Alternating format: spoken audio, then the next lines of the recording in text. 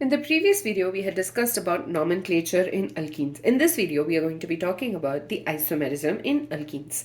So there are two types of isomerism that is observed in alkenes. One is structural, the other is geometric. First, let's complete structural. So structural isomers, as the name suggests, there's going to be some modification in terms of the structure, right? So in case of like in alkanes, the ethane molecule as well as propane did not show structural isomerism. Similarly, in alkenes also, ethene and propene does not show structural isomerism. So we will start looking at butene. So butene's formula is C4H4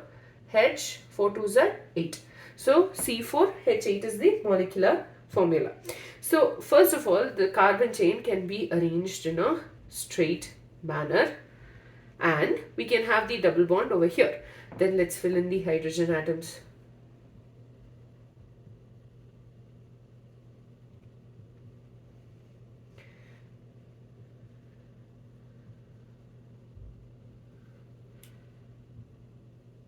So 3, 4, 5, 6, 7, 8, 9. Oh, I'm sorry, 8, because I added an extra hydrogen here. I'm so sorry. So 2, 3, 4, 5, 6, 7, 8. 8 hydrogen atoms. So the name of this would be but1ene.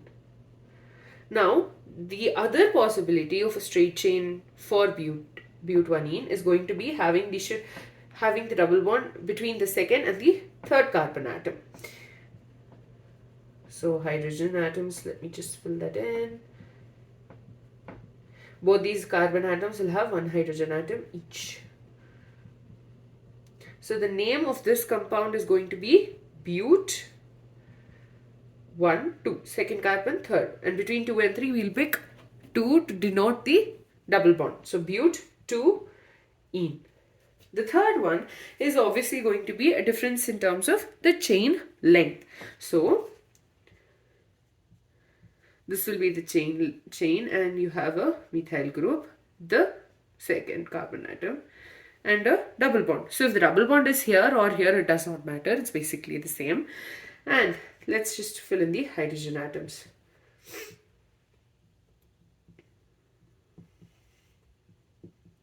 Again, when you number it 1, 2 and 3, and this is going to be 1, 2 and 3, right? So because of that, we would prefer right to left because carbon number 1 gets the double bond.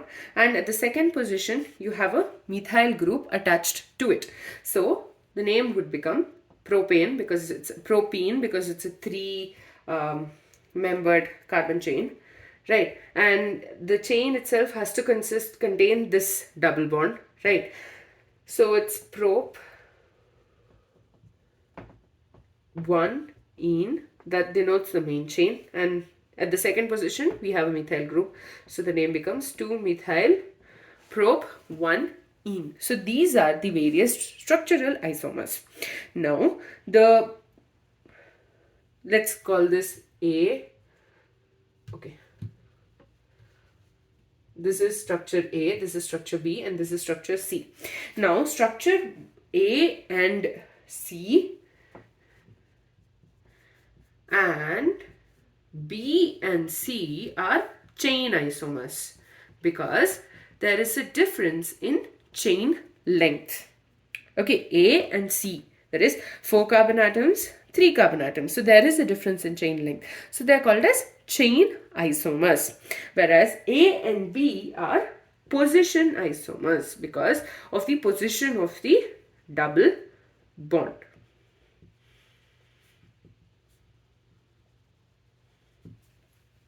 So these are the various structural isomers of butene.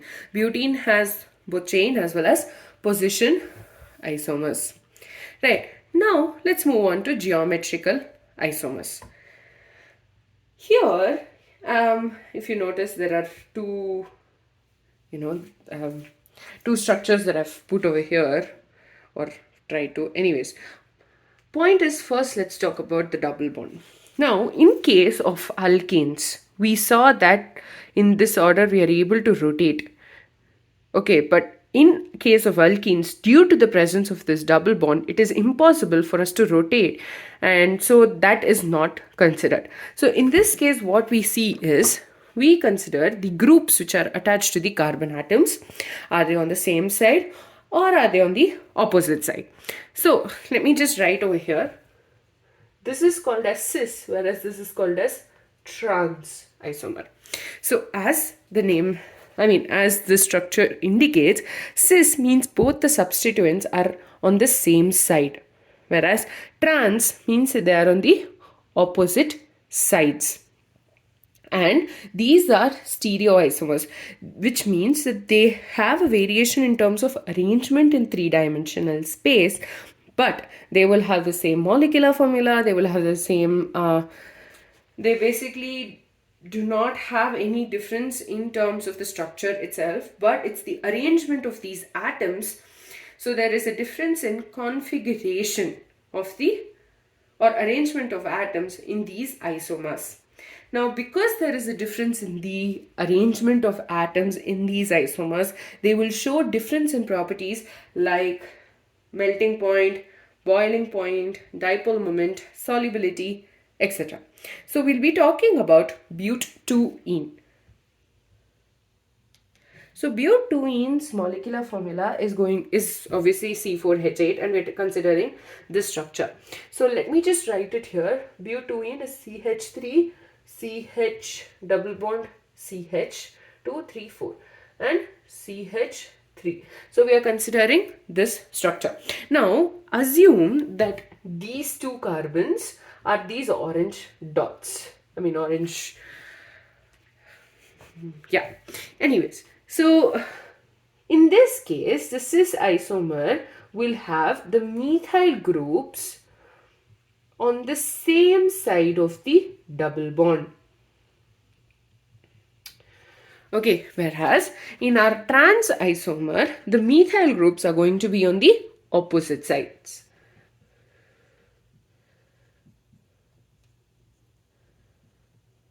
Not to the same carbon, that's an entirely different structure. There is only a there's only a difference in configuration. So here you will have a hydrogen and a CH3, a methyl group. So this is a cis isomer, this is a trans isomer.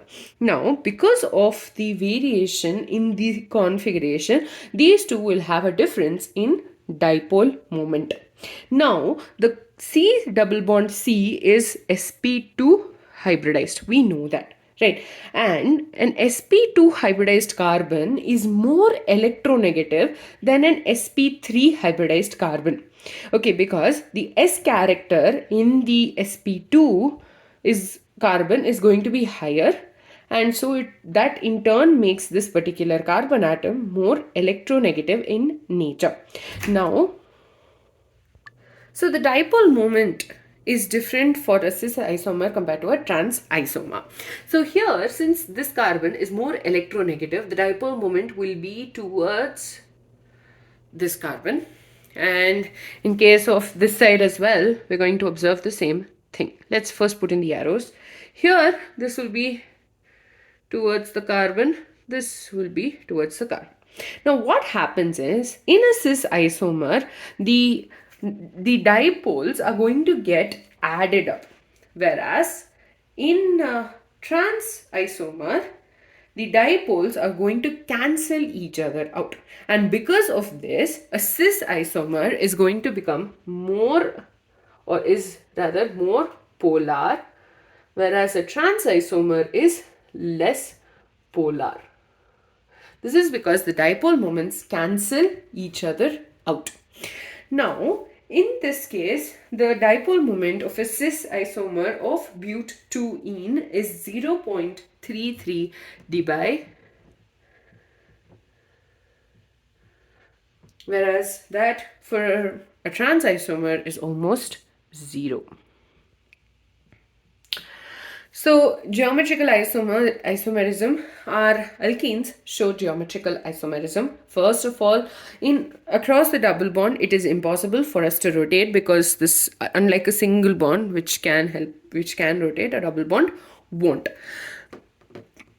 So you have two geometrical isomers, that is cis isomers and trans isomers. These only vary with respect to the configuration, which means they are varying in terms of their orientation in a three-dimensional space.